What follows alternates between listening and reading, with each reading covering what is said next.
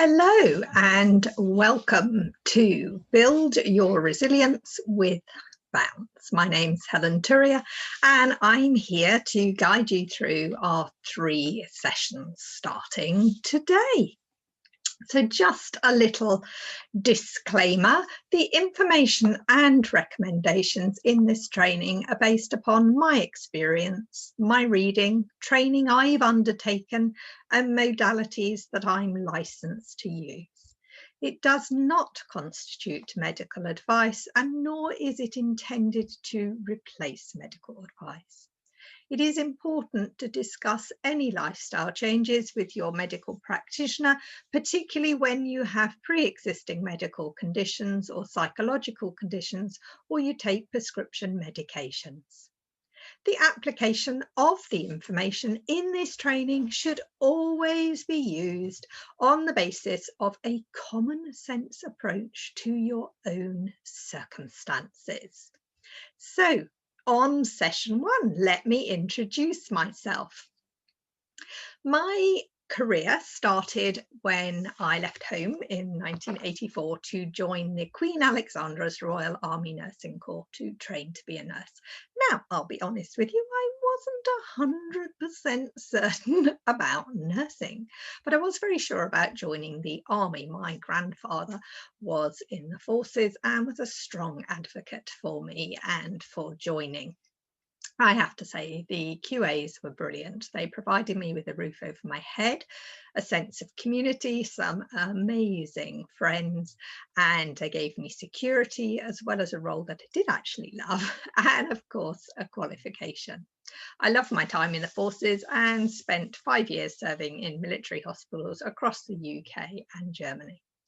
I feel very privileged that with my registered general nursing qualification, it gave me opportunities to work in a variety of different areas of nursing. I was able to work in occupational health, I did a bit of cancer care, I did some child health promotion and some medical sales. I also worked in health informatics and taught health professionals how to use clinical decision support software. And interestingly, that's where my journey learning about stress and resilience really started, because I was diagnosed with polycystic ovarian syndrome and my consultant advised that stress was actually exacerbating my symptoms. Now, at the time, the health informatics company I was the UK managing director of was in the process of being sold. I was a lone parent to 3 primary school age children, an ex-husband who is a recovering alcoholic with severe mental health problems. And to be honest, it would have been a lot easier to have organised, I don't know, a trip to the moon for 10 than actually sort my own self out. But a little bit of research and asking around and inquiries, and I heard that reflexology was a good way to help manage stress. Now, I've always had an interest in complementary therapies and helping the body to help itself. So my lovely local reflexologist came and did a home visit for me each Saturday morning for a long time. And that not only changed my health, but actually changed my life, because once the company had sold, I decided to train to be a reflexologist and to hang my nurse's hat up for good. Now, I found that I loved reflexology, but I also wanted to help people manage their lifestyle and to understand how stress was impacting on their well-being, and also for myself as well. So long story short, I spent a small fortune on counselling and coaching, and then I trained to be a coach and an NLP practitioner. And I also learned several different energy unblocking techniques, which are called reflective repatterning, thought field therapy, and also goal mapping. And this really did help improve my well-being, reduce anxiety, overwhelm, and overload. And so once qualified, I then started to do some coaching and training alongside my reflexology practice. Now, outside of my work, my passions are my grown-up kids, who are 26 and 24, and that's a picture of the three of us at Copenhagen Christmas Market. I shall really miss going to Christmas markets this year. Fell in love with Christmas markets when I lived and worked in Germany. Now, my garden was a great source of relaxation and stress reduction during the spring lockdown that we had here in the UK. And my constant companion is my lovely elderly spaniel called Galinda. And this is a lovely picture that was taken and put in the Daily Mail last year when we did an article on dating, I think it was. I rather love my dog. She's such a sweetheart. I also help at my animal sanctuary as well. Let me just let this person in who has coming in. There we go. And I will also, let me see if I can. Hi, I've just started, Kate, and I'm also recording it. So if you want to pop yourself on, turn your video off, absolutely feel free to, because that might be a little bit easier for you. So yeah, so that's me, background in nursing, reflexology, and a trained coach. And so how did I become interested in resilience? Well, back in 2011, I joined a coaching mentoring program to help me grow as a coach and also to help me grow my business. And one of the tasks in this group was to write a book about a subject that you were passionate about. And the caveat was that this book had to be written in 90 days from the first kickoff planning session, when you spent the day scoping out your book, to actually holding the book in your hand in 90 days. And that was where bounce back ability, developing resilience on the roller coaster of life was born. And I did hold my book in my hands after 90 days, and it was quite the feeling. But it also, interestingly, uncovered some huge limiting beliefs that I had around putting my head above the parapet and sharing what I knew. So it's always interesting how these things uncover learnings for ourselves. Now, at the time, I did a lot of networking and speaking at local business events around Sussex and Surrey. And in 2013, I won a coaching award for women inspiring women. And I was doing, a lot of talks, a lot of workshops.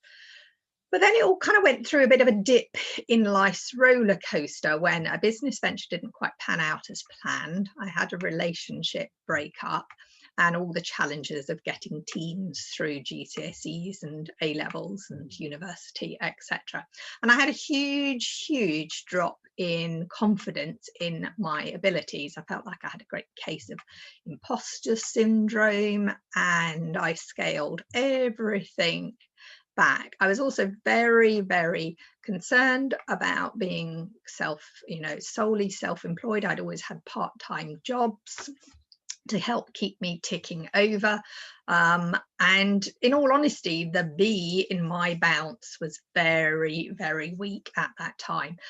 And to be honest, I didn't actually spot it. And I chose to go and work in the charity sector and started part-time and very quickly ended up being full-time.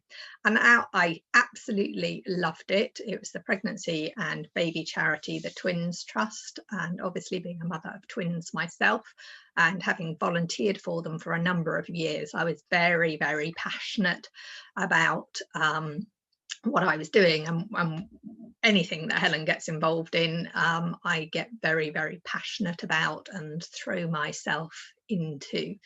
But the charity sector is reliant upon funding, and after 5 years, in March 2019, despite our best efforts, several projects failed to secure the long-term funding that was needed, and so the charity had to do some restructuring, and very sadly I was made redundant. But I had my coaching and had my reflexology, so I kicked that up a notch or two, and then was asked to work part-time for the professional body for reflexologists, the Association of Reflexologists. So again, got into a nice little bit of a balance, and then of course 2020 arrived, and none of us could really quite predict what 2020 was going to do to us. I say that, but actually I have a reflexology client who's a feng shui and Chinese astrology consultant.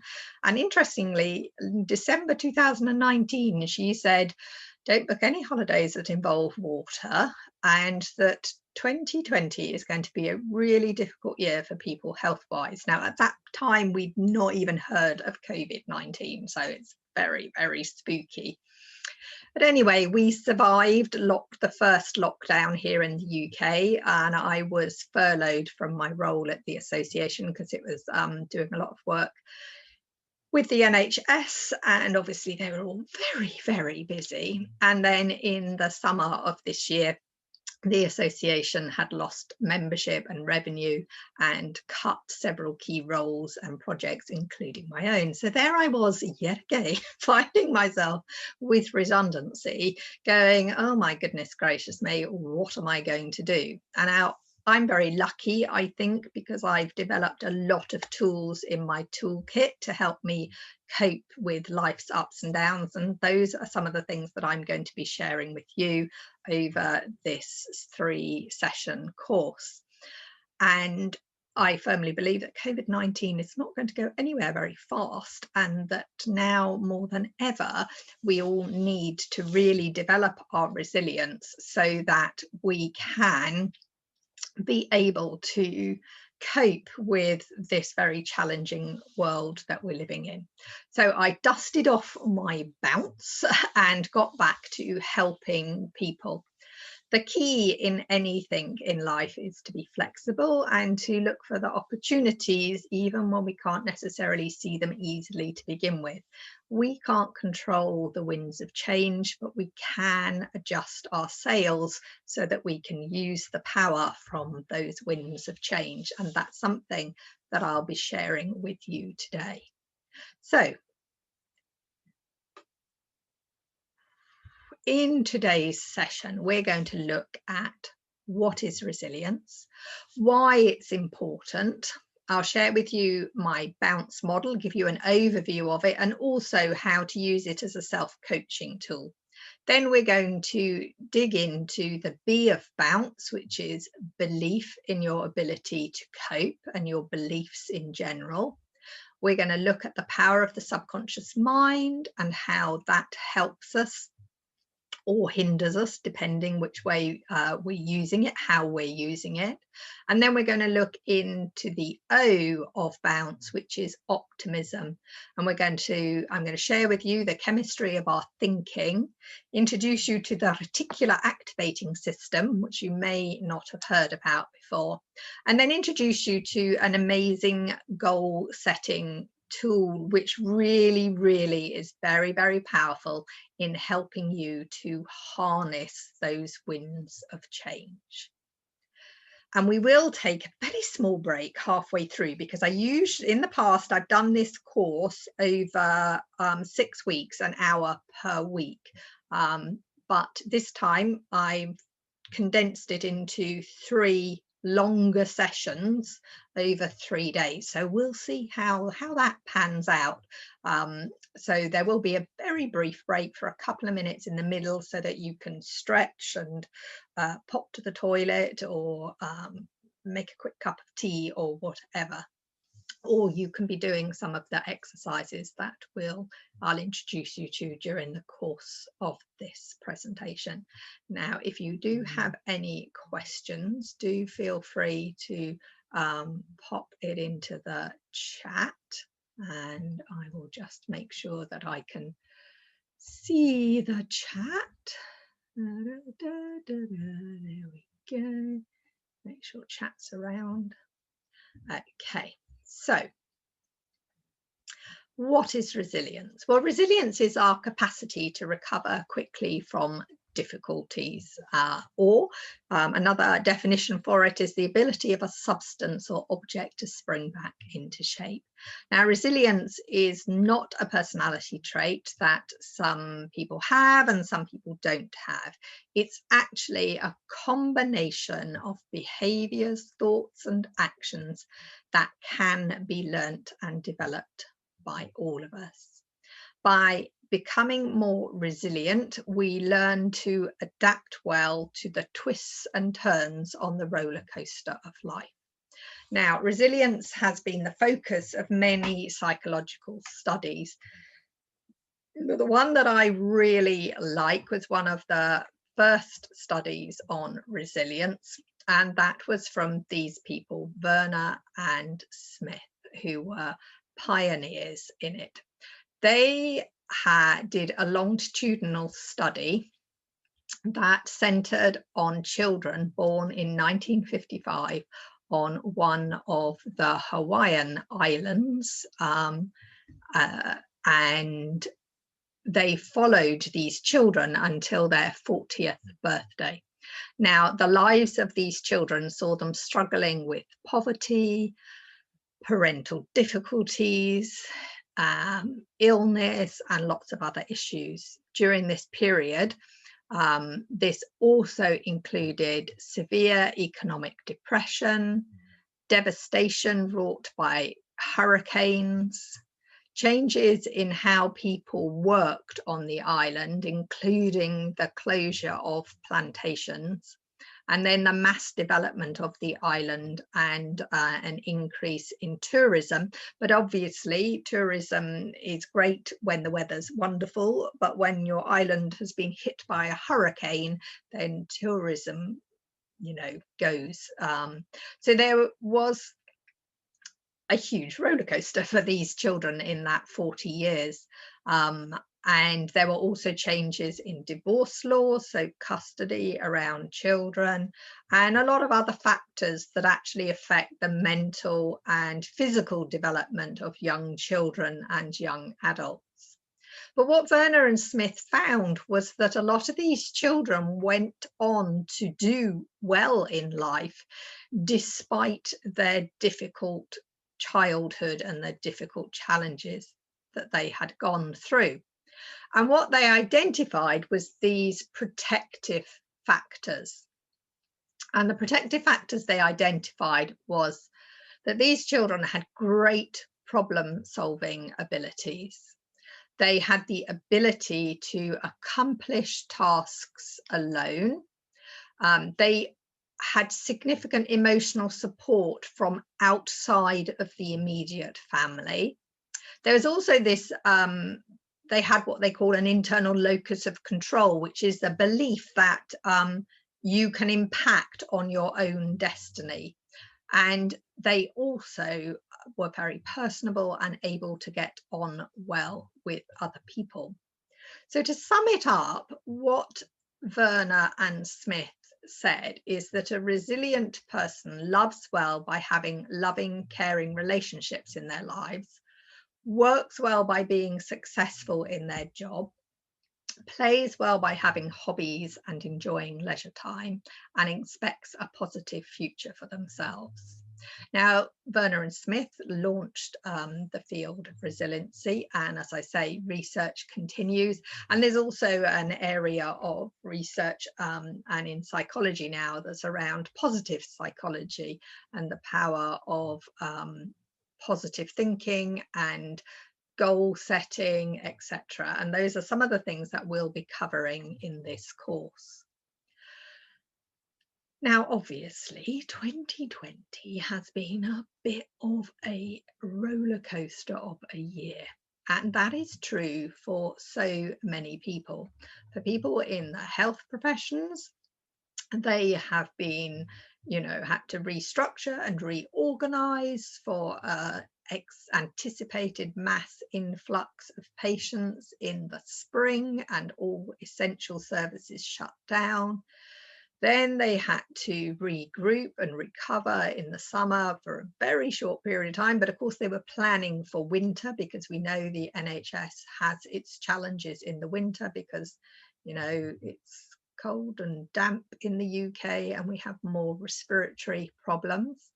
People have been on furlough, that their coping mechanisms have been shut. So 2020 is the year when we really have had to dig deep, and that's why resilience is so important now. If we look at Maslow's hierarchy of needs, we can see that the base level of our psychological needs were threatened initially with food shortages, when people went a bit mad in the supermarkets and bought up all the toilet rolls and bread and things. And I think many people felt that their safety was threatened. Certainly our frontline workers having to deal with a lack of personal protective equipment would have felt very threatened. Many people have not had the contact with loved ones that they want, so that middle layer, love, has been, you know, very challenging. With the best will in the world, a Zoom call catch up is not the same as a coffee and catch up in a nice place with your friends, with a hug at the start and the finish of the encounter. In fact, touch is something which has, you know, for many people this year, the lack of touch and the lack of connection is what is discombobulating them most. And of course, coping mechanisms, the positive ones like going to the gym and going out and socializing, have all been disrupted. So there's this lasting effects of isolation, fear, threats to security from job losses and low incomes, and many people are feeling really quite discombobulated. Now, most people will go on and recover given sufficient time and support. There'll always be some people who need more interventions, more support and more help, particularly from our medical services. But I firmly believe that it's really essential that we are proactive in our individual approaches to preventing and reducing the risk of becoming anxious and overwhelmed, to reduce the risk of our immune systems being compromised through increased stress, etc. So I believe it's essential that we raise our awareness of our stressors, what our strengths and our positive coping techniques are, and that we learn to use those and take a preventative intervention approach rather than a reactive approach. So this is where I'm now sharing more widely with more people my BOUCNE model of resilience, because I know it's helped me over the years. I know it's helped people who read my book when it was available. It's out of publication at the moment, but hopefully soon to be republished. And I've also spent since August this year coaching my fellow reflexologists in developing their resilience, and have had some amazing and really positive results with it. So the BOUCNE model of resilience is really very simple. Imagine that your resilience is a trampoline bed, and as we know, a trampoline bed is, you know, bouncy and elastic, and it's held firmly in place by springs. Now, those springs need to be well oiled and well maintained in order for us to be able to bounce on that trampoline bed nice and safely. So in my BOUCNE model of resilience, we have the trampoline bed, and then we have these 6 little people who are my principals holding that trampoline bed nice and taut. And when all of those are equally taut and equally well oiled and maintained, then our ability to bounce back from adversity, to deal with changes and be able to thrive, not just survive, is really strong.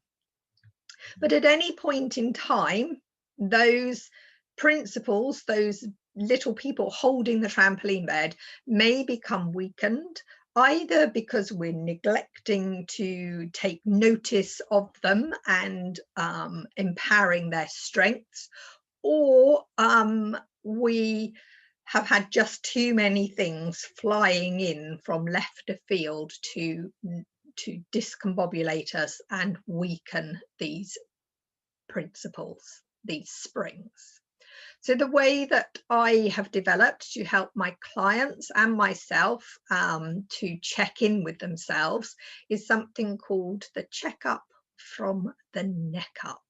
And when faced with a challenging situation, we ask ourselves these questions. First of all, what are my beliefs about this situation?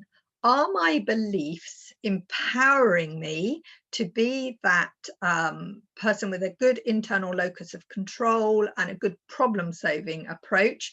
Or are my beliefs weakening me and keeping me stuck in behavioral patterns and thinking patterns that actually increase my anxiety, increase my sort of stuckness, so to speak? So our beliefs about a situation are really important. Then what positive outcome am I hoping for? When we have hope, then we have a way forward. So a positive outcome is really, really important. Now, it might not have been the outcome that we, first thought. Our brain is very wired when left to its own devices for survival, and survival is very fear-based and very protective.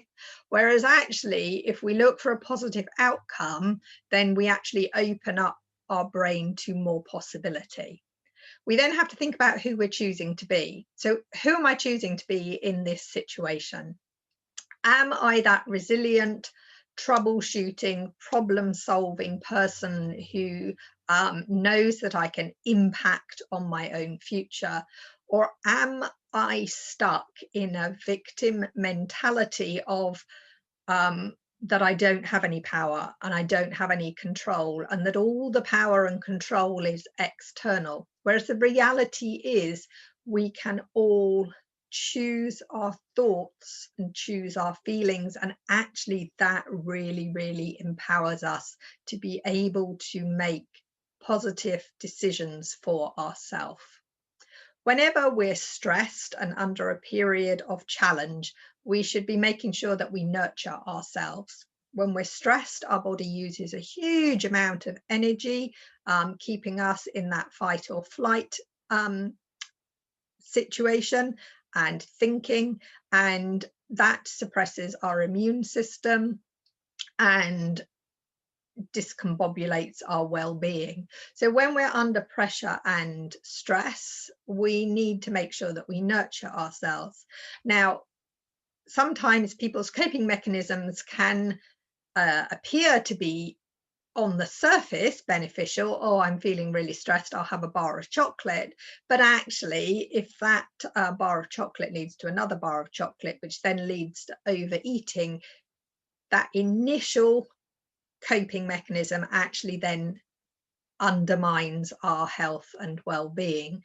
So, and again with alcohol, because increased alcohol depresses the brain, changes your brain chemistry, and so therefore initially might seem like a really good idea, but actually it weakens our resilience. Whenever we're under pressure and stress, we need help and support. No man is an island, and human beings were not designed to live by themselves in isolation. We were designed to live in communities and to nurture and support. So the question 5 is, who am I connected to that can provide love and support? Where are my radiators, people who lift me up and empower me to be my best self? And where are my drains, the people that will make me and keep me feeling in that victim mentality?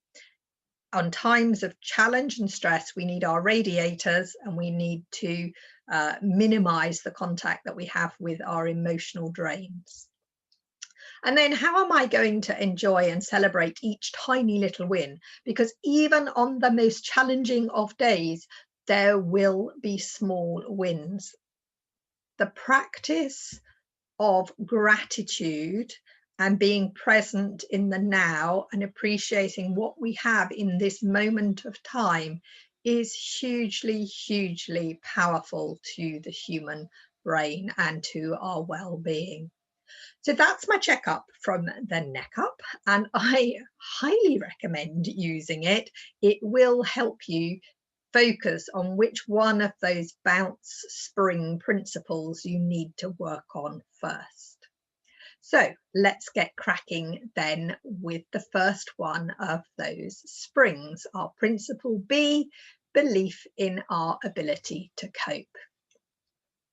Each of us has extraordinary strengths, courage and stamina, even if we don't initially see it for ourselves. At this point in your life, you will have coped with many, many changes and lots of different adversity along the path. Change is constant in our fast-paced modern life, and this year more than ever, people have had to dig deep and to deal with change.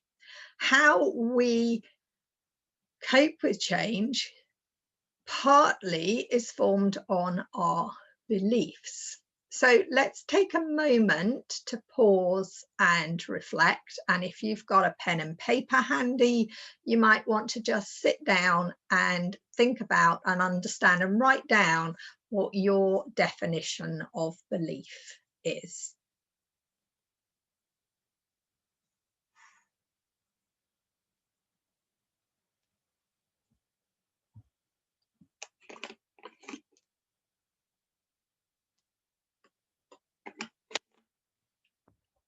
So, what is belief? Well, a belief is a strong conviction that something is real or true.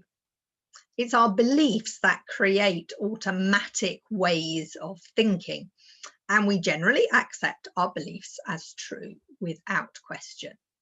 Beliefs are formed from past experiences, what others who've had influence over us, particularly when we were growing up, have told us is true. Now, beliefs are not necessarily fact or true, but they help us to make sense of the world, and they offer explanations for why things are the way they are. Beliefs can be positive and can empower us, taking us to great heights and wonderful achievements. But beliefs can also be negative and limit us and prevent us from moving forward. They can keep us stuck in negative behavioural patterns that don't serve us properly. And the longer we hang on to limiting beliefs, the stronger and more deeply ingrained that they can become. And those behavioural habits can be what is weakening our resilience. So looking at and examining our beliefs is a little bit of a task in peeling back the layers and understanding ourselves. Now, the good news is that beliefs are not fixed. They can always be changed. And I'm going to give you a very, very simplistic example to just open you up to the possibility, and to your subconscious mind, to the possibility that your beliefs can be changed because they have changed in the past. So once upon a time, when you were very small, you probably believed in Father Christmas. You might have put a treat out for him on Christmas Eve. You might have seen pictures in books or seen him in movies and stories. And as far as your experience of life at that point in time led you to believe that Father Christmas was real because all the adults around us were supporting that belief. But then as we grew up and more people came into our world and we got more information about what is real and what isn't real, we started to challenge that belief and change the way we thought about Father Christmas. And that's what we have to do when we realize that some of our beliefs about ourselves are holding us back.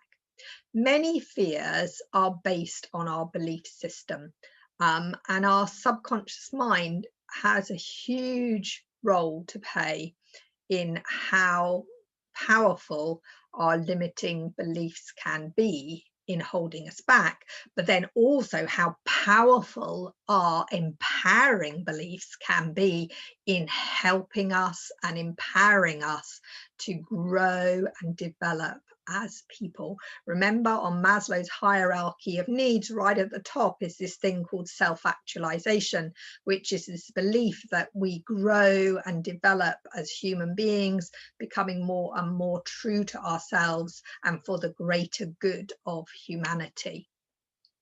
So let's take a look at the subconscious mind. Now, your subconscious mind acts like an autopilot 24 hours a day, every day of your life, it's working.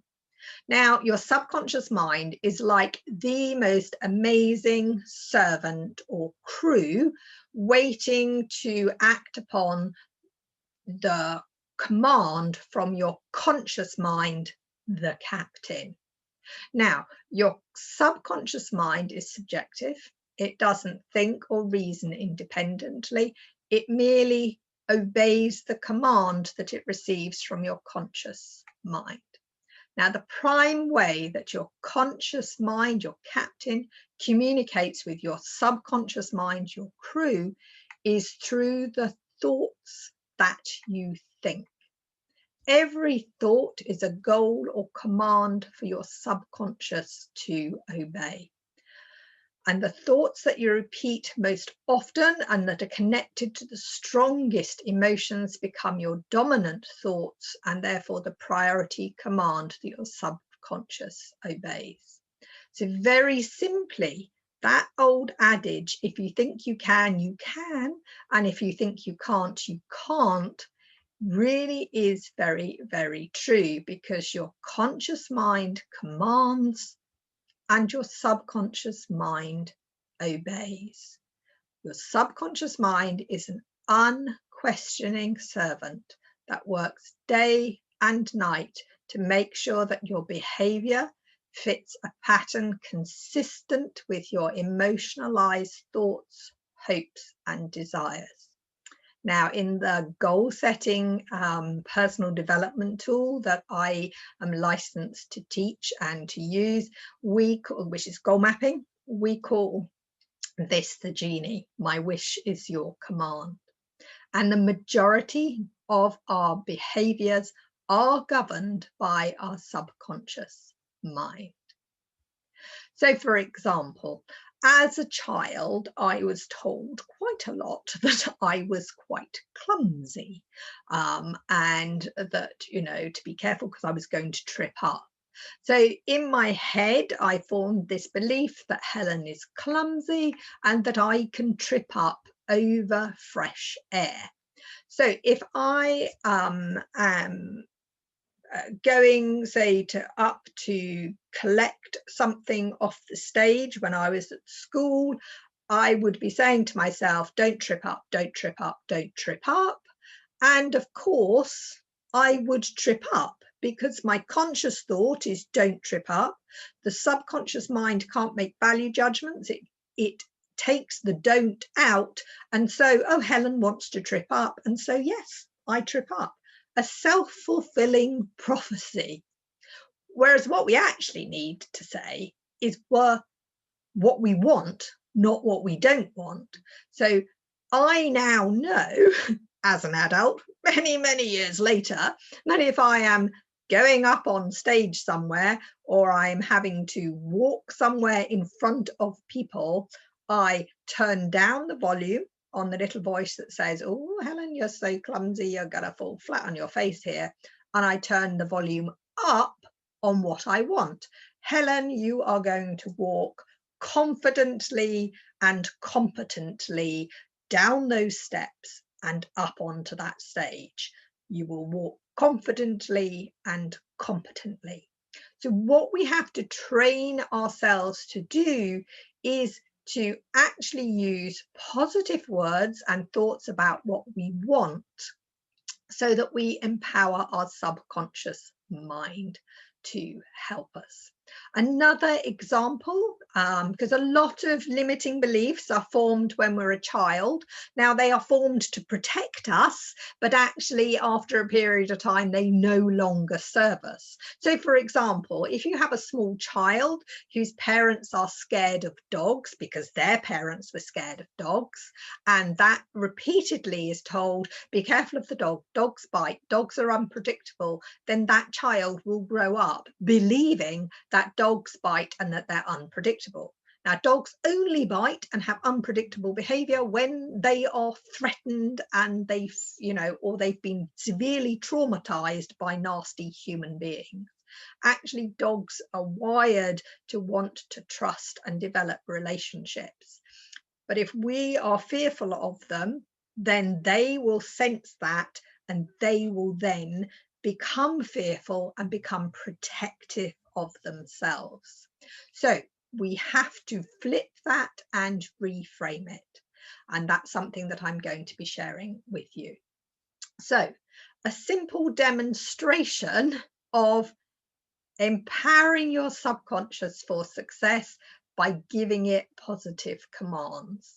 And I'm just going to demonstrate to you something called the arm swing exercise. And I hope you'll be able to see this, but I'll keep talking through it. So what we are going to do is you're going to stand with your feet about hip width apart. You need to be able to put your hands up in front of you, to the side and behind you. So if you're near a wall, move away from it. You need to be in a safe space where your feet are flat on the floor.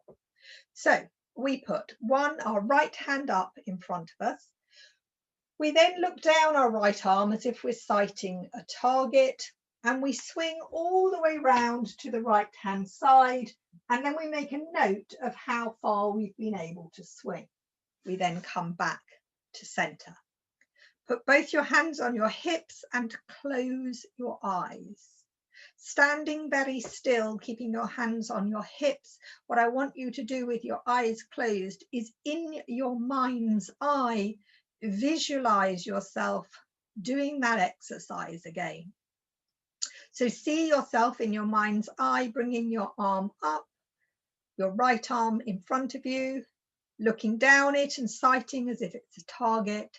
And now see yourself swinging around to the right hand side. And as you do, you're going to go further than you went last time. You're going to go to the point you went to last time, and then you're really easily going to be able to go way past the point you went before, and you are going to see yourself doing this. See it, feel it, and believe it in your mind's eye. Now you can open your eyes. And we're going to repeat that exercise. Bring your right arm up, look down your right arm as if you're sighting a target, and now swing round to the right hand side and see how far you go. And now I have gone a good 90 degrees further than I went last time.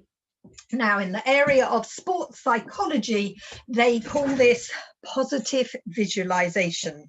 And the famous golfer Jack Nicklaus always said that he never ever took a shot that he didn't mentally run through his mind first. Positive pre-play, visualizing what we want, not what we don't want, but what we want, helps empower our mind for success. Really powerful. Think about what you want. 95% of our decisions, emotions, actions and behaviors are subconscious. So if we think about what we want, then we can empower that subconscious for success.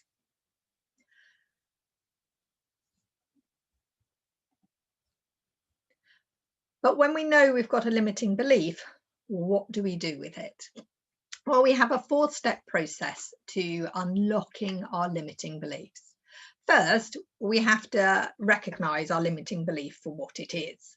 So, for example, my limiting belief, I'm really clumsy. No, I'm not really clumsy.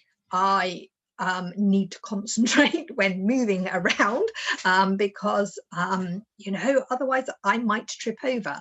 So I think about what I want, not what I don't want. So first of all, I recognize that the belief that Helen is clumsy is simply that. It's a limiting belief. It is not true. So that's the second part. Acknowledge it is not true. Next, we have to find a different belief that closely reflects what we want. Helen walks confidently and competently. And believe me, I can walk confidently and competently. Even when being looked at by hundreds of people, my feet can move one foot in front of the other and I can reach a stage. I have done it. I have proved to myself. So we learn it, we embed it, and we practice it until it's reality, acting as if in order to help. So we have to just trust and believe, and we practice, because remember, your subconscious mind doesn't know the difference between pretend and real. So we can pretend and act as if and model somebody who we admire, and our subconscious mind, if we're holding it as a strong, positive intention of what we want, it can help us. And one way to do that is to change our limiting belief from a limiting belief to an empowering, positive belief. So the belief that I can't do that becomes, I can learn to do this. I'm useless becomes, I'm good at. I'll never fit in, I'm different to everybody else, becomes, being different is good. Being unique is important. For people who are self-employed, and as I say, I've done a lot of work recently with reflexologists, there's not enough business to go around. There's loads of reflexologists in my area. That limiting belief can be flipped to become, I will find customers and clients and I will serve their needs, because I know that the therapeutic relationship is really important. So there will be reflexology clients who get on really well with me, who wouldn't get on really well, get as good a therapeutic relationship with another reflexologist. And I will attract the clients that need me and my skill set. Now, a book that really helped me to do what we call flipping it is exactly that. It's this book by Michael Heppel called Flip It, and it is about changing negative thoughts into more positive ones. So when we raise the awareness of the words that we're using that are coming out of our mouth, that are related to the thoughts that we're thinking, and then we have that raised awareness, we don't beat ourselves up about it, we just recognize it, and then we flip it. Recognize it, acknowledge it, flip it, practice it, and keep practicing. And slowly but surely, we can change the habit of a lifetime of negative thinking into becoming more positive and empowered and harnessing our subconscious for success.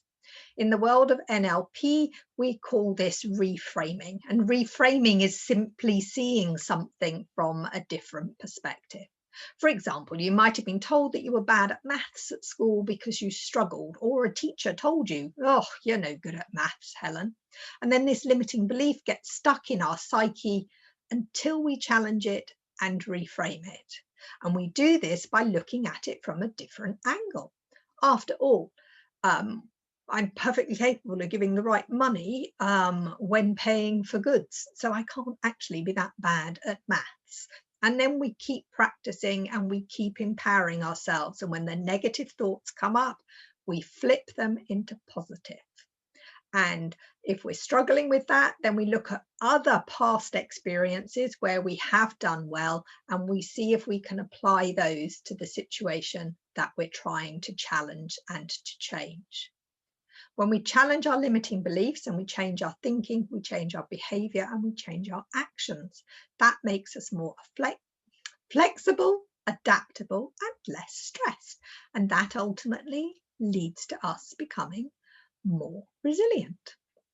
You see, the winds of change will continue to blow throughout our life.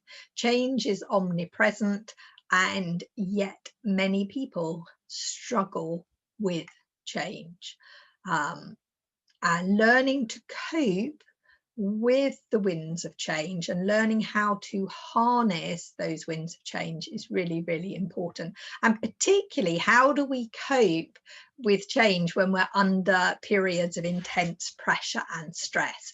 Which of our behaviors enable us and which actually inhibit us? When I'm working with coaching clients, I use a system called DISC, which is a profiling tool to help my clients understand their relationship with change, because inevitably people come to coaching because they want to change. So we need to understand how we deal with change. And then it also helps us to understand what our preferred ways of communicating are. Are we somebody who likes big picture, or are we somebody who likes really small detail, and actually we need to know every minute point? So I use this thing called DISC, which stands for drive, influence, compliance, and steadiness.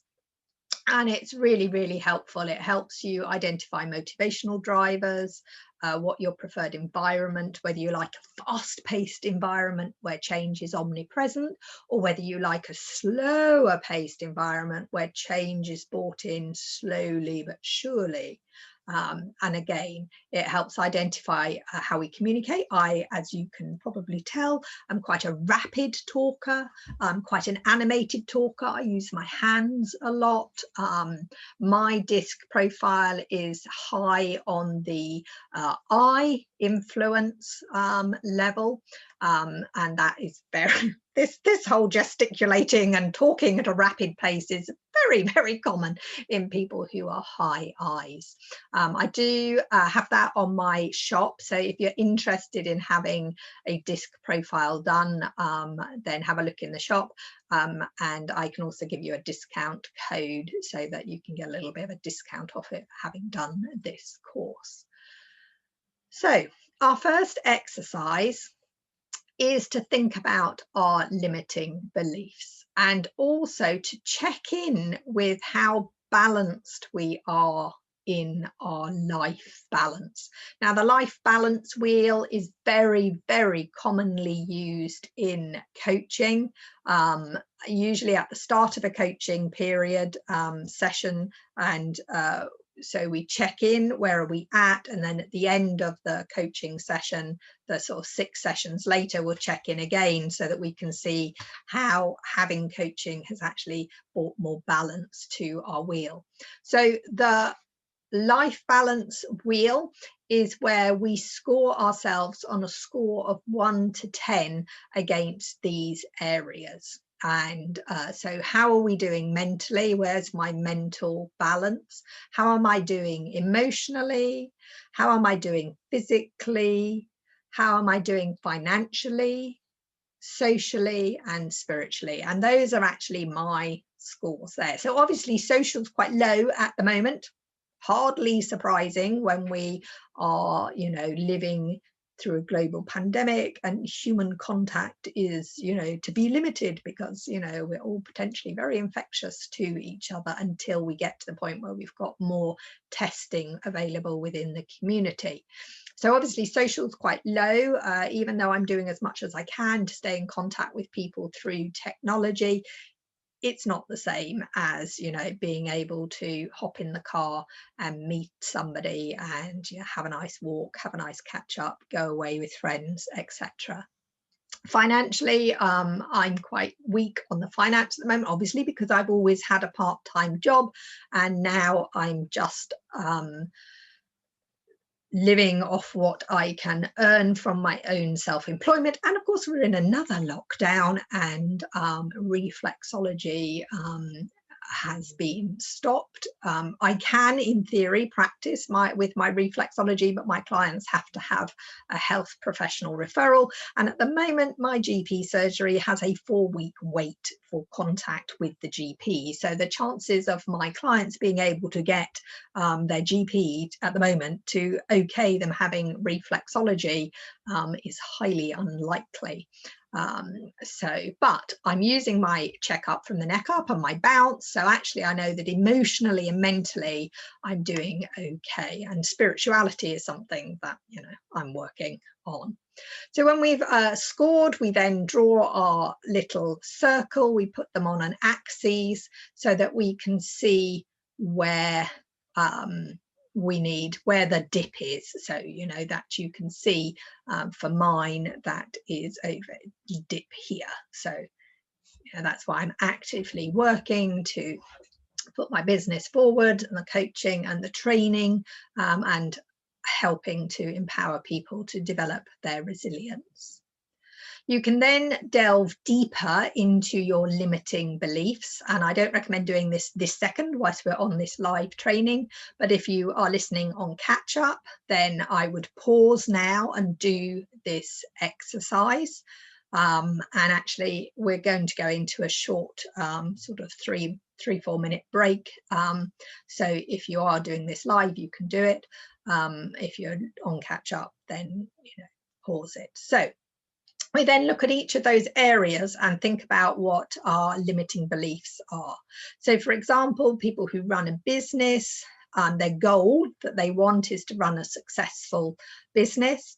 But what is their limiting belief? And, you know, these are actually my limiting beliefs. You know, I am very, very honest. I do believe that we lead by example.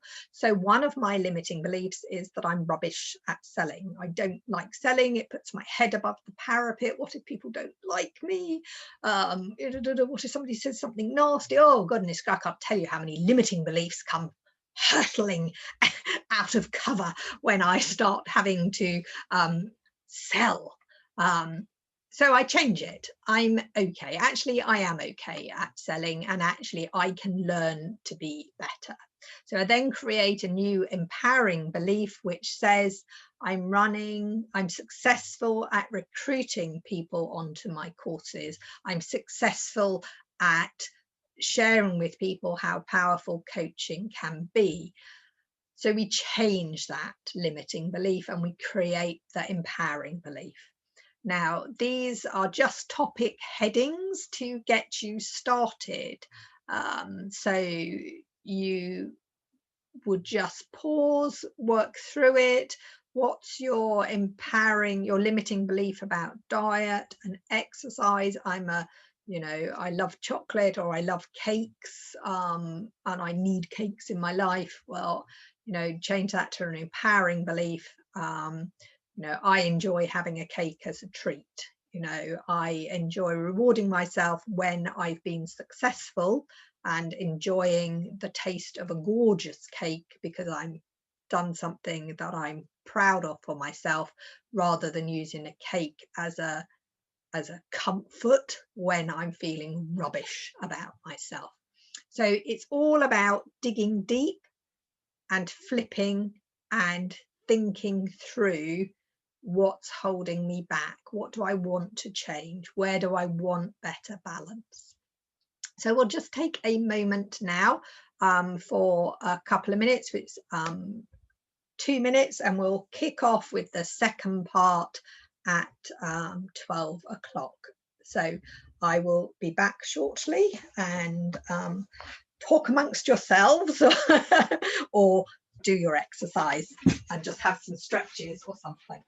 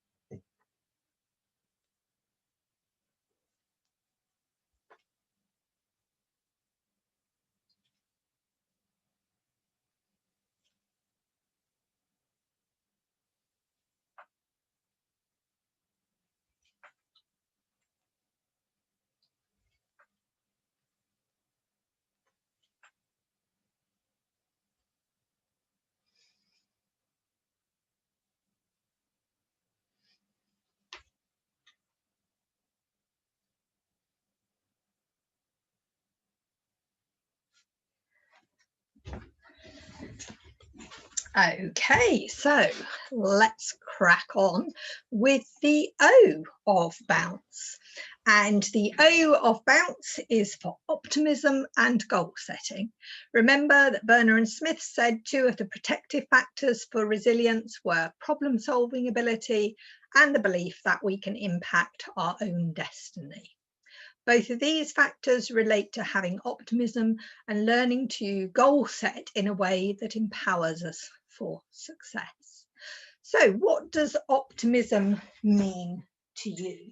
Just take a moment to write down what optimism means for you.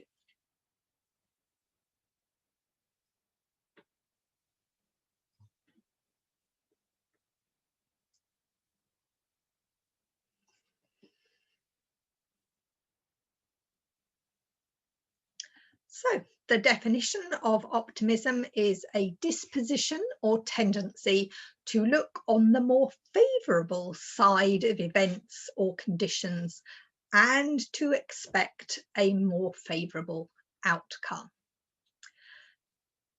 So, let's have a little bit of fun for a moment or two.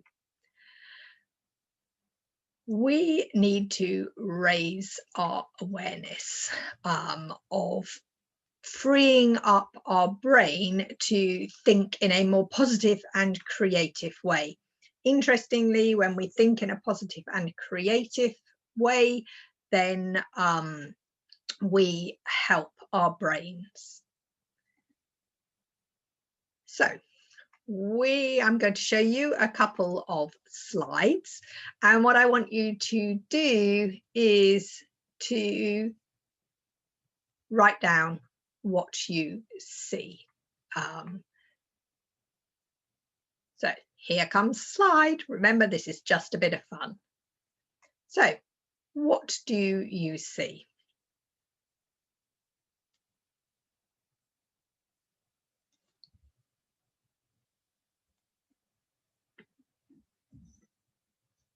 So some people may well see a skull. Some people may see a lady sitting at a dressing table. Some people see a sea and a moon and a boat on there. Interesting, we all see something differently. Interestingly, once you've been told that there is a boat there and a sea and a skull and two ladies sitting at a dressing table and a mirror, it's hard to unsee those things. But when you first see it, your brain just processes it one way, the way that's preferable to you. So next we have a word, and I want you to make a sentence out of it.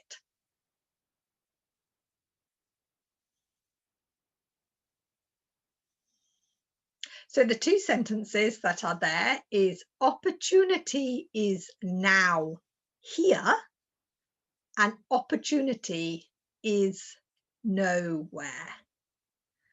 Now, your perception determines how you see the world. And we understand that because our experiences, our beliefs help us see the world, and we all see the world very differently based on the experiences that we have had in life. In the world of NLP, we call this having a map of the world, and there is no right or wrong, they're just different. Different is fine.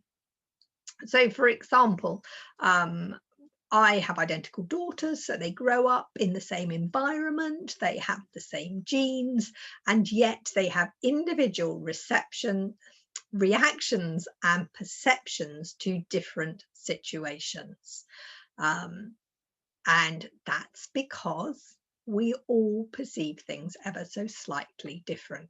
Now, your perception is not always right, so don't let your perception deceive you. For example, one of my daughters has a role that is very attention to detail orientated, and when she was tiling the backsplash on my cooker, There was, because it's an old cottage, the walls aren't exactly even, and there was an area where the tiling was a couple of millimeters out, and it was driving her nutty. I couldn't even see it because I'm not that attention to detail. I'm very big picture, and it potentially could have made her really, really stressed until we looked at it from a different angle. And having flexibility in our thinking that this isn't right or wrong, it just is, actually frees us up to be able to make more rounded decisions and more balanced decisions. An interesting exercise that we I often do with clients when they're faced with maybe a bit of conflict with somebody that they're dealing with, is something called perceptual positions. When we look at it from their view and we see and feel their words, their thoughts, their behaviors, and then we look at the situation from the other person, and the client is encouraged to step in and be the other person and to step into their shoes, to speak as if they are them, to feel they are them. And then we look at it from a neutral observer position, so watching the two people in conflict or in disagreement together. And from that, you get raised awareness and new insights that give you this increased flexibility of thinking. The person with the most flexible thinking generally has the best outcome in any situation. And so learning to view things from a different angle reduces conflict and increases our resilience. When we change the way we look at things, the things we look at change. And part of the reason that this happens, and the reason that this is like this, is because actually we have in our brain an area of the brain called the reticular activating system. Now, the reticular activating system is a network of neurons located in the brainstem that projects sort of anteriorly to the hypothalamus, and actually their role is to mediate behavior. The reticular activating system's fundamental role is in regulating arousal. It acts like a filter. You see, we're surrounded by many, many stimulus. There's sounds, taste, smell, touch, vision. And actually our conscious mind can only manage a finite amount of data to process from our external environment before it just gets overwhelmed and overloaded. Now, the subconscious mind, on the other hand, can actually process a lot more data. So you remember we talked about the subconscious being our faithful crew, and that it goes with our strongest thought and feeling, and that what we focus on, it provides. Well, the reticular activating system is the filter that helps it achieve that. It acts like a great big filter and only lets through what you focus on most.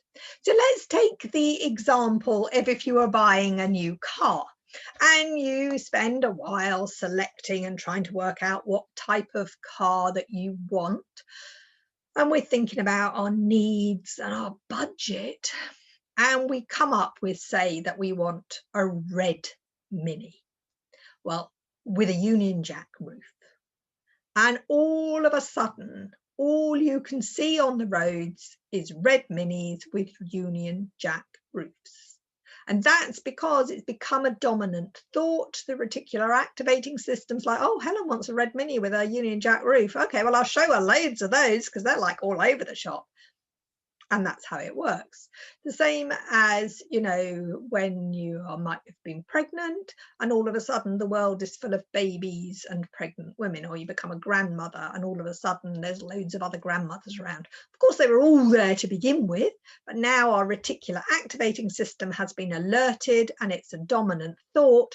The reticular activating system is filtering out all the other stuff and giving us what we want. So that is why we have to be very careful about what we focus on. And setting goals that are positive present tense and written as if we already have them helps the reticular activating system and the subconscious mind to show us opportunities that are available to us to help us fulfill our goals. And that helps us with being more optimistic, so having that favourable outcome. Now, when we're faced with a challenging situation, it can often be hard to be optimistic, particularly if our default program has always been to be a negative thinker. Now, I know this because I used to be a cracking negative thinker and a cracking catastrophizing thinker. In any situation, I would always think of the worst case scenario, and then I'd work out, could I cope? And if I were in that situation, what would I have to do? You would not be amazed how many worst case scenarios have come true in my life. Yes, I used to be an expert negative goal setter. And I didn't realize until I was doing my coaching training and I was introduced to goal mapping, and I was introduced to Brian Main, who created goal mapping, and through his training programs was introduced to this concept of the reticular activating system and our brain chemistry, because actually our brain chemistry changes when we think negatively. Now, I am a little bit of a science geek, I'm going to admit that. And so when I find science to back things up, it gets me all super excited. So let me share a little bit of that with you. Now, we know human beings are complex things. So let's take a moment to think about the human brain. It's made up of billions of brain cells, each seeking to make a connection with the next brain cell. And our neurons are far more brilliant than any modern day computer. They don't just communicate in ones and zeros, which is what computers communicate in, but they have a code that's so complicated, and yet they do communicate brilliantly. In a single brain region, neurons may have billions of connections with other neurons, and this is a very lovely picture of a brain cell and a neuron. So neurons are the cells of the brains that are responsible for information transfer, both within the neuron itself and between other neurons. Now, each neuron has these components: a soma, which is the cell body of the nucleus, the axons, which is the long electrical transmission out tube that in a neuron looks like a string of sausage casings, and at the end of it is the transmission bulb. The dendrites are the complex antennae that receive multiple signals transmitted from their neighboring neurons. So let's take that down one more level. And this is our little man with his billions of neurons in his little brain, or her little brain. Now, inside our head, we have billions of these brain cells, and each one has this axon and dendrite. And the dendrites are always seeking to make a connection with another dendrite. In fact, multiple dendrites. And there is a minute gap between the end of each of these dendrites, and that tiny weeny little gap is called a synaptic gap. Now, when you have a thought, you spark an impulse that travels along the axon and the dendrite and then seeks to get to the next dendrite. So you think of your thinking as spreading across your brain like a train of thought. So if the thought we have is positive, whether that is about ourselves, someone we love, our life, a situation, a positive image that makes us feel good, the positive impulse triggers the release of serotonin from the end of the dendrite. Serotonin, as we know, is the chemical that makes us feel good. It also acts as a conductor, bridging the synaptic gap, and allows our positive thought to continue on its journey. So our brain literally lights up when we think a positive thought. By setting positive, empowering goals that are phrased in a way that is positive present tense as if we already have it, we help harness our subconscious and harness ourselves to be more resilient and be more successful. Now, our brain likes words and it likes pictures, and positive thinking creates more connections and creates that swell and spread, and as we've said, floods our brain with serotonin, which is one of our feel-good hormones. But we know we're not all positive, nor should we be. Human beings need to be balanced. We're all about ebb and flow. And actually, negative thoughts are not all bad, and they can be very protective for us. They can keep us out of, troublesome situations, etc., etc. But the important thing to remember is they do act in our brain in a different way from positive thoughts. So when we think a negative thought, the dendrite releases cortisol. Cortisol is one of our stress hormones, and it acts like an insulator, effectively blocking or limiting the free flow of thoughts and ideas. So we actually become stuck in that negative thinking pattern, and we can't see the woods from the trees. And that's when we need to flip it, find the positive, create the positive, set a goal, set that positive outcome. What positive outcome do I want from this situation, so that we can unblock that thinking and create that momentum that can move us forward. So in essence, thinking you can releases serotonin, which creates brain cell connections and increases creativity and ideas. Thinking you can't blocks the free flow of thought, which results in you seeing more of the problem and maybe feeling like giving up altogether. Using a proven tool like goal mapping actually helps us move forward so that we can ride the wings of change and be more resilient. This is why using goal mapping is very, very much part of my toolkit for helping people to become more resilient. And the more we practice and practice and practice changing the way that we think, then the better we become at it, the firmer and more clearly enhanced that neural pathway is.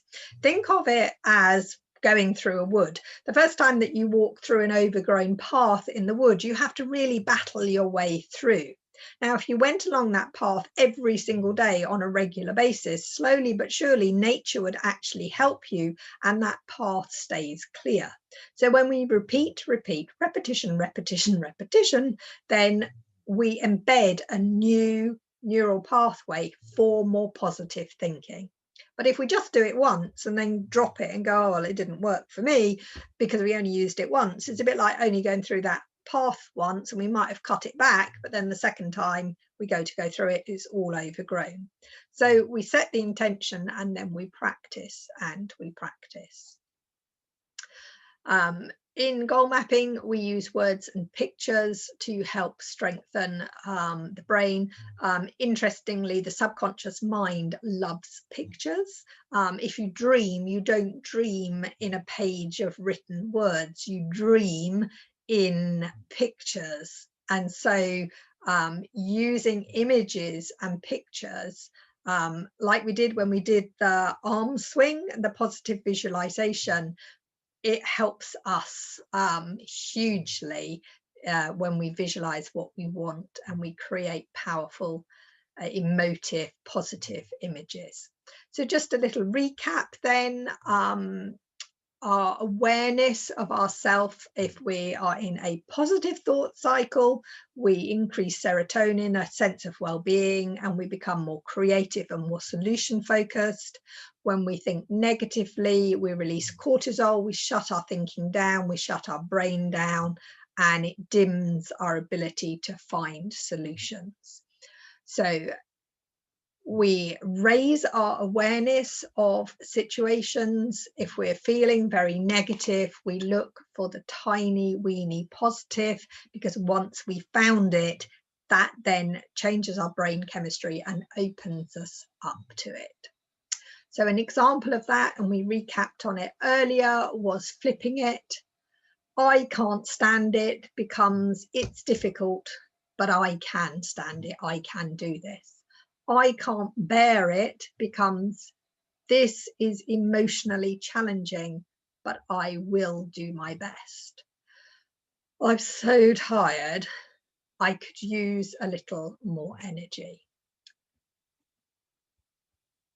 Having goals that we're working towards helps us maintain that steady course when all around us feels like it's in a state of flux. And I think at the moment we can quite frankly say that everything feels like it's in a state of flux. But resilient people pursue goals even when all around is challenging. And we review them and we adapt and we look for the positives. We all achieve goals every day. We're already doing it. What I'm going to show you is a way to enhance your success. Think about a tiny baby. If you watch a tiny baby learning to walk, you'll know that determination and practice and mirroring and copying is a powerful, powerful combination. So to start with, the baby pulls itself up on the furniture and strengthens its leg muscles. Then it kind of shuffles sideways, hanging on to the furniture, and every now and again it lets go and just has a little wobble before it plops down on its bottom.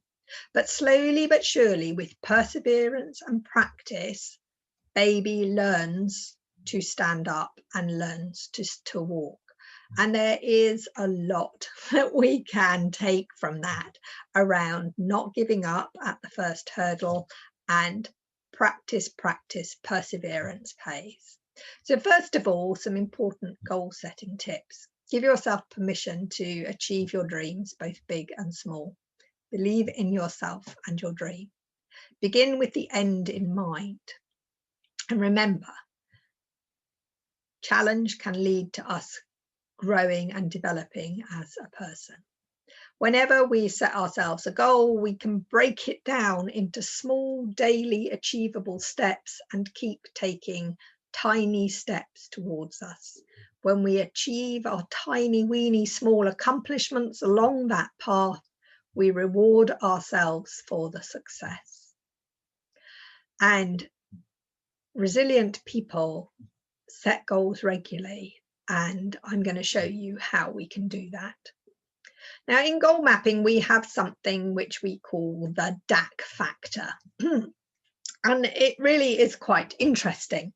Traditionally, education focused on technical knowledge and skills. And in many situations, they're still really, really important. And don't get me wrong, technical knowledge and skills is really important, but they're not the be all and end all. Studies have shown that if you choose 5 people for a specific task and all have the same skills and abilities on their CV, and then you give them all exactly the same training for this new task, one of those people will excel at that new task. 3 will be able to achieve it, and 1 will require additional support in able to complete the task.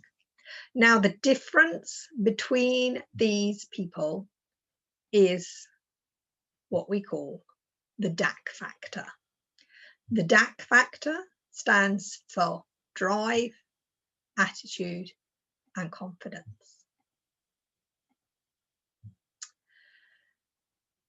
And another way to look at it is as a bike. So imagine that whatever you do on a regular basis is like a bike that you're riding. We could say that the back wheel is our technical knowledge. The bike is our ability. The front wheel, because we can steer with it, it represents our ability to influence and get along with people. Remember, Werner and Smith said that resilient people had the ability to influence and get along with people. The difference between the days when we really pedal our bike and the days when we're looking for some flat ground or slope to coast along are determined by our drive, attitude, and our confidence, who we're choosing to be. Have you ever been in a situation where you're doing something quite well and you can do it with your eyes closed, but then somebody comes along to observe you, and all of a sudden you're scrutinized and you're being watched, and you start to feel uncomfortable and self-conscious, and maybe we get a bit clumsy, and our ability to do our thing diminishes. Now, in this situation, have we lost our technical ability? No. Have we lost our skills? No. Have we lost our confidence because we think we're being judged? Yes. So often that's what happens. So the DAC factor is like a valve that turns on the flow of our skills and our knowledge, and we can develop it and achieve balance on our bike of life by setting goals, having purpose, and being clear about our direction. Now, there are always going to be rocks on the road of life. It is the nature of things. But when we've got a sense of purpose and we've set ourselves some empowering goals, then we can steer that bike through so that we can move forward. So this evening's homework, exercise, if you want, is to create a goal map. And I will be sending you the link to the online system. So if you have a computer, you can do it with a computer. If you haven't got a computer, I'll also be sending you paper copies, and you can print those out and you can draw your goals. Now, goal mapping, or you can pause and do this at the end of the 3 days. I don't mind when you do it, but what I will say is that creating a personal goal map is part of the requirements for this course for you to be able to get a certificate at the end of it. And if in whatever you do in your professional world, continuous professional development is important, then this can act as part of that with the certificate. But actually, it's a really fun activity, and I know that having goal maps and using goal mapping really changes people's lives for the better. And it is one of my go-to tools in my toolkit for being resilient and coping with the different things that life throws at me. So we know that we said our subconscious mind acts like a helpful autopilot, and that what having a goal map does is it enhances the natural mental process by using a balance of keywords to activate the side of our brain that likes words and the logic side of our brain, and then the creative side and the creative aspects of our brain that pictures can really empower. So this is an example. This is the template. In the middle, we have our main goal. There's always one goal which acts as a driver for the others, and so we tend to put that as our main goal. Then we have 4 sub goals, 4 other things that we want to achieve that will help us achieve our main goal. At the top of our map is our empowering reasons why.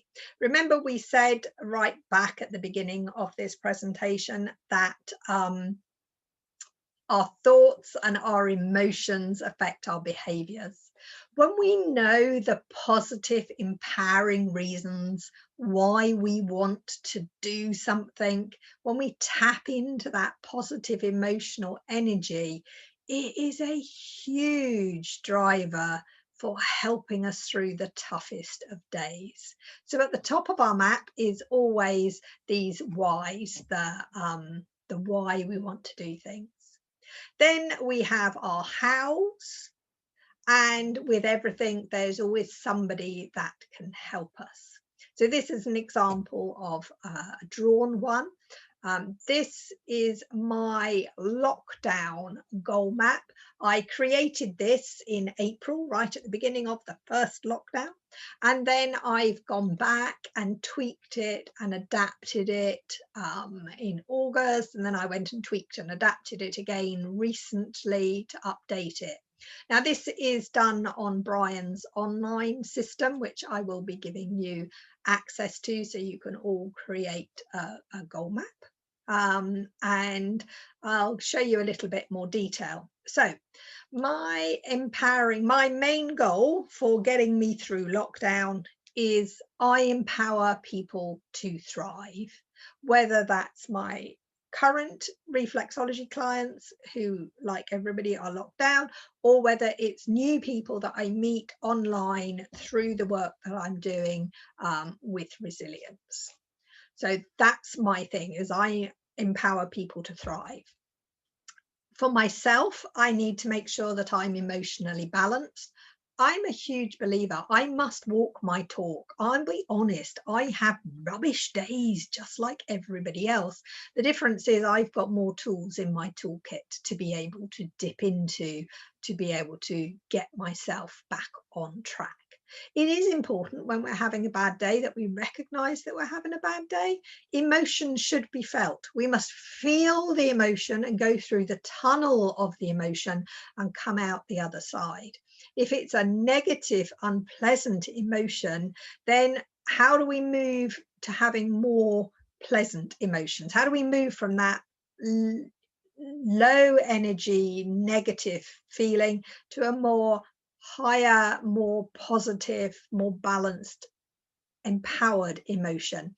And that's something that we do a little bit further on in the course.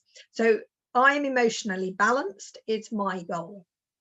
I nourish my mind, body, and soul, because human beings are complex, but actually we are what we eat. What we eat, what we think, and what we do has a huge, huge impact on ourselves. There is more connectivity between the gut and the brain than anywhere else in the body, and it goes from the gut to the brain more than it goes from the brain to the gut. So the food that I eat nourishes the good gut microbiome, my good gut bacteria. They actually help with the creation of serotonin and the feel-good hormones.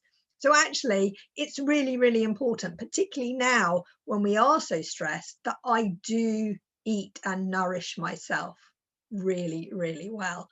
I might really want a big bowl of white pasta with some cheese on top, followed by a large donut and a cracking great hot chocolate, but actually that's not going to do me any good. What will do me good is having a plate full of nourishing coloured vegetables, a great big veggie beanie stew, because that's going to make my gut bacteria like super, super happy. And when my gut bacteria are super happy, then my brain comes super happy. So that's one that I do. I nourish my mind and body.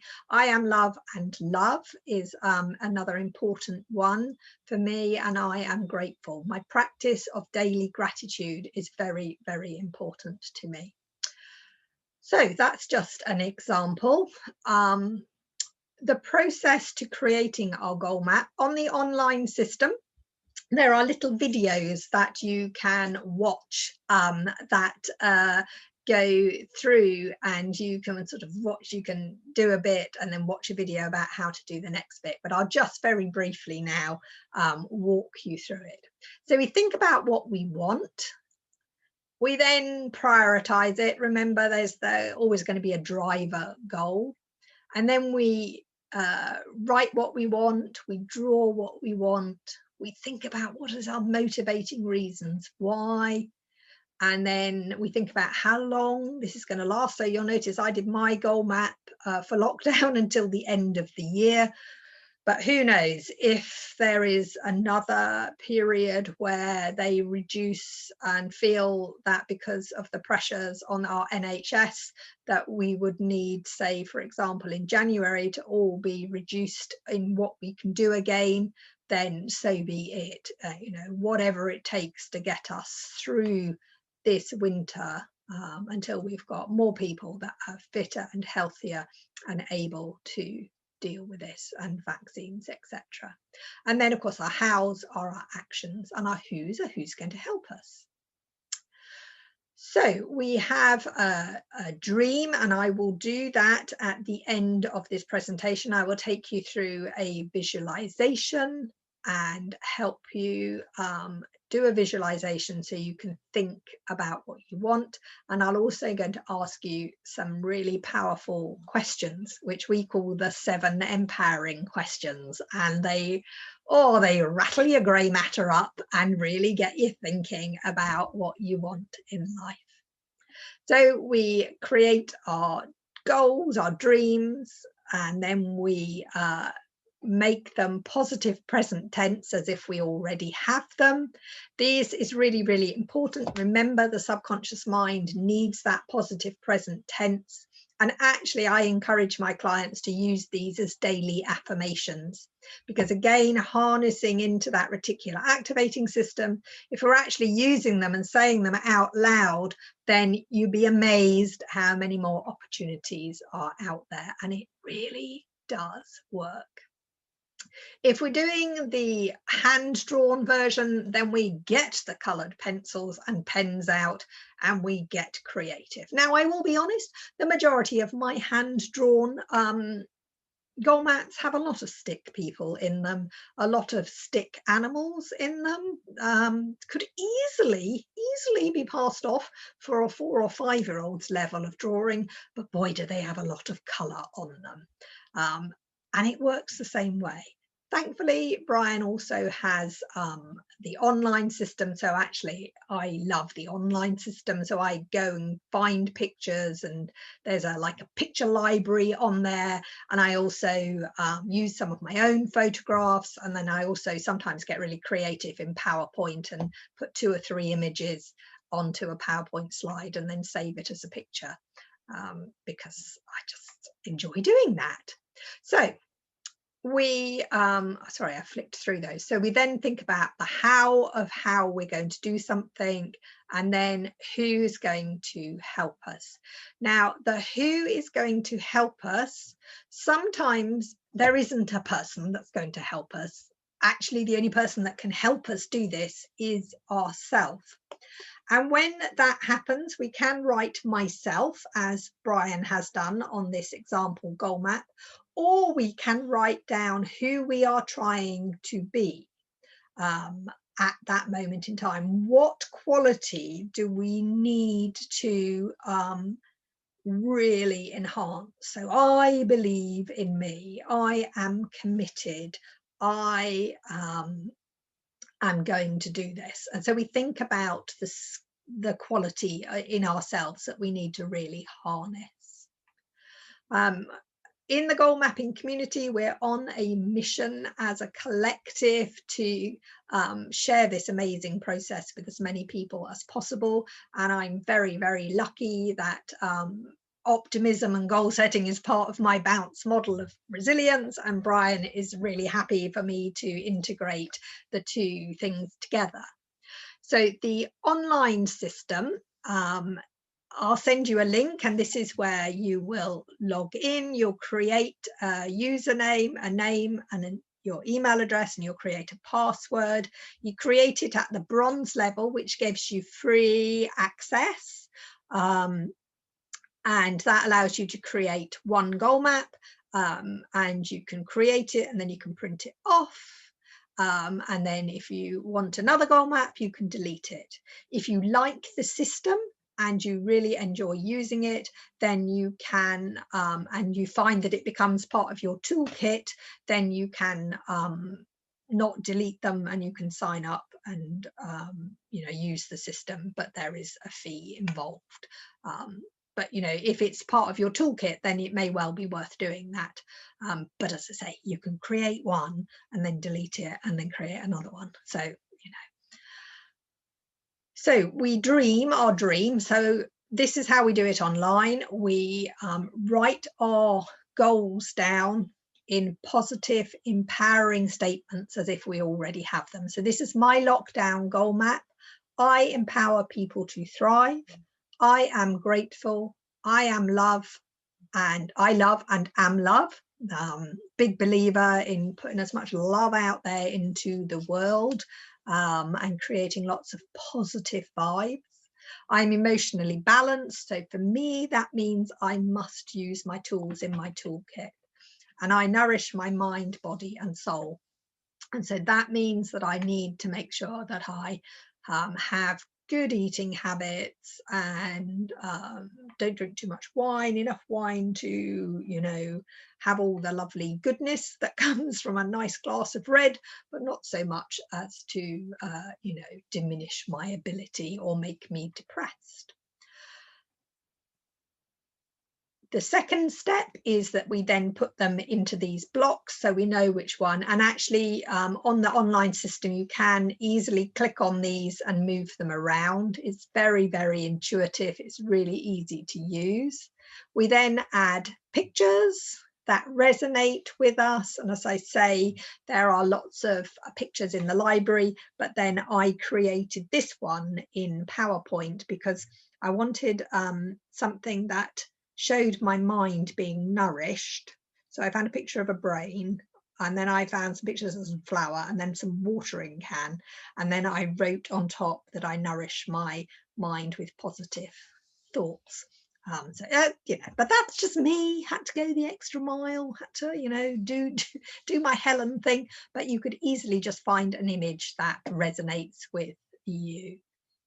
We then have our reasons why.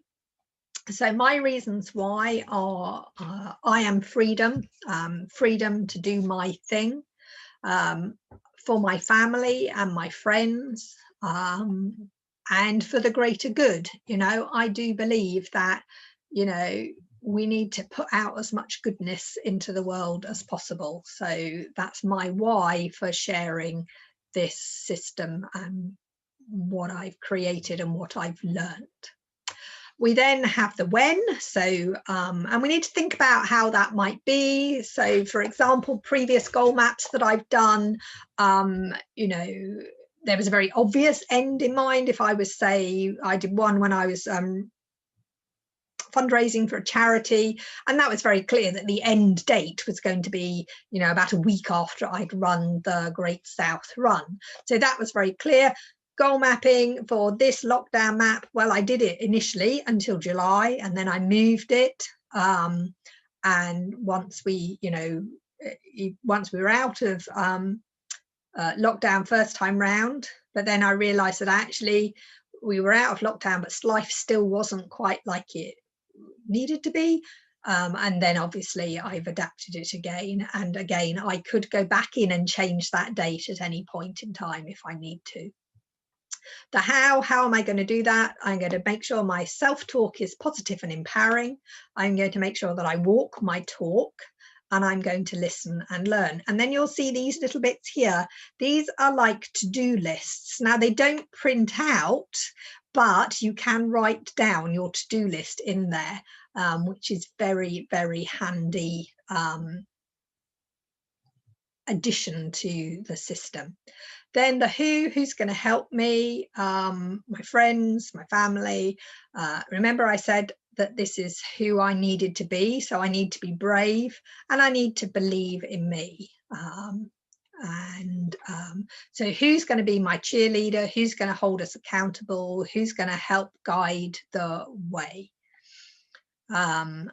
Then you can get to the end and you're like, ta-da, there's my goal map. And you click on generate image and it brings it up, and you then right click on that image and you can print it off or you can save it on your computer. And so that is online goal mapping. So we are going to do two last things before we round up this session. The first is I'm going to ask you the 7 empowering questions. So if you've got a piece of paper handy and a pen, get them out now. If you haven't, go get them. Pause the recording if you're listening to it on catch up and go get them. Now, these 7 empowering questions are going to come at you fairly rapidly. The reason for that is that we really want to access your creativity and what you really need. And actually, when we think about things too much and we put too much logic into them, it can actually stop us moving forward in the way that actually most empowers us. So the psychology behind the empowering questions is that they come at you fairly rapidly and you write down the first thing that you think. So without further ado, let us get cracking. So first question, if you won 10 million euros on the lottery, what would you do differently in your life? If you won 10 million euro on the lottery, what would you do differently in your life?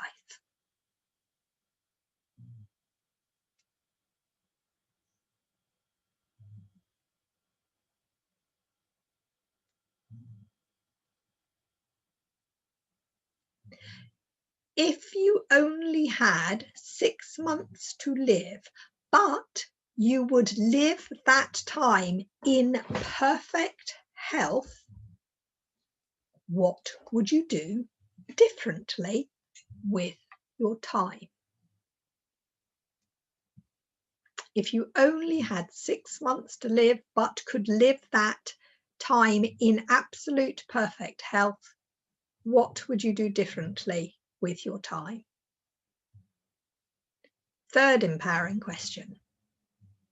What have you always wanted to do, but maybe been afraid to attempt? What have you always wanted to do, but have maybe been afraid to attempt?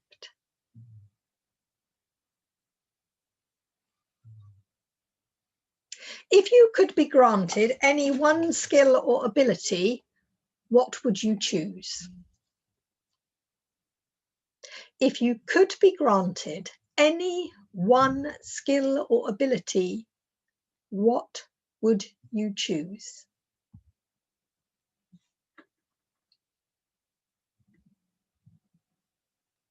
Question 5. What gives you your greatest feeling of pleasure and satisfaction? What gives you your greatest feeling of pleasure and satisfaction?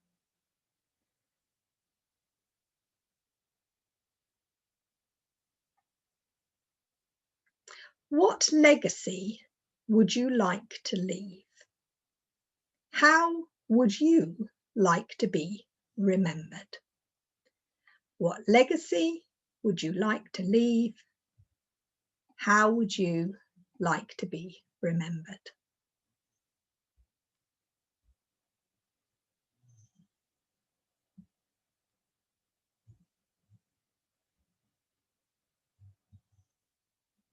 If you knew you were guaranteed to succeed, What one great achievement would you dare to dream for yourself if you knew you were guaranteed to succeed? What one great achievement would you dare to dream for yourself?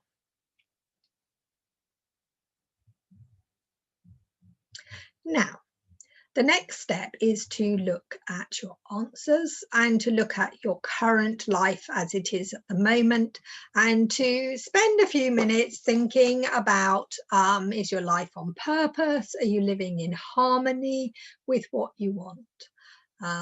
And finding and creating the things in your life that make your heart sing. And that's what we need to do. And now we're just going to do a little visualization. So take a moment to just put your pen and paper down and to close your eyes. And take a nice deep breath in.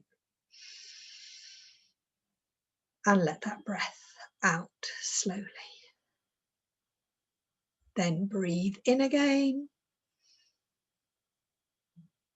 And let that breath out slowly. And one more time in. And let that breath out. And say to yourself, relax, relax, relax.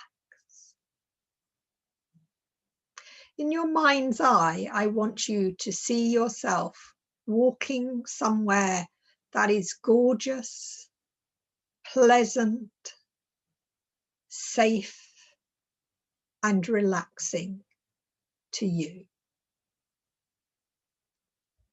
See yourself in this safe, relaxing, beautiful place, and see yourself walking along, looking around, pausing, feeling the feelings beneath your feet, the air on your face, smell the smells, and hear the sounds of this imaginary, relaxing, safe space. And as you're walking along, your attention is suddenly drawn to a tiny blue bottle on the ground.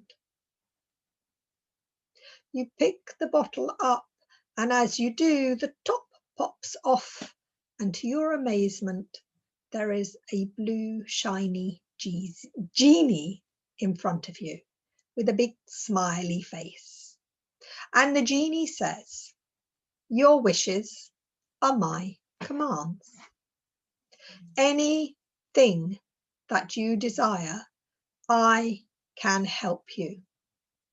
Any thought that you hold in your heart, I will help you achieve." And in your mind's eye, I want you to reflect on your questions and your answers to the empowering questions. And I want you to create a vision of how you want your life to be. What is that going to look like for you? What are the important areas in your life? What will you be doing in the morning? What will you be doing at lunchtime and in the evenings and at the weekends?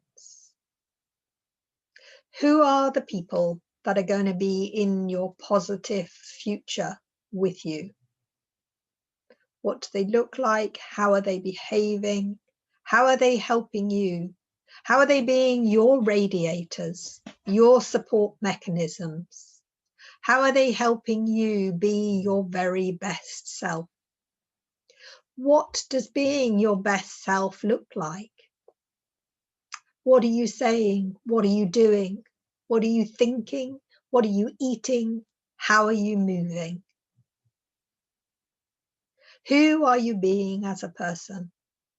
What are the emotions and qualities that you are feeling as you see yourself in your ideal dream future? See the sights, hear all the sounds, feel the positive, empowering feelings, smell success, taste the life that you deserve. And remember, the principle of conscious creation is that whatever you can conceive and believe in, you can work towards, and ultimately you can create it and achieve it.